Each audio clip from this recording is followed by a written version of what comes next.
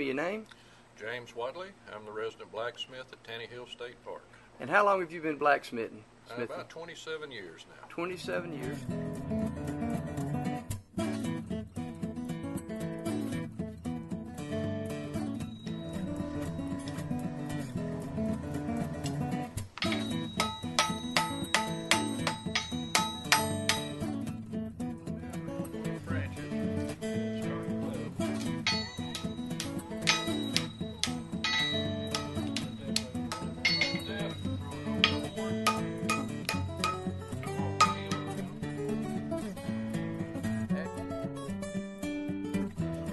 Stand. We call it a weenie and marshmallow fork, and it fits in the stand like this, which is driven in the ground, and you can use that by your campfire and roast marshmallows and weenies. And when one side gets done, you can just rotate it and do the other side, and it keeps you from burning your knuckles while you stand there and hold it. These are key rings with a little fob that represents a leaf.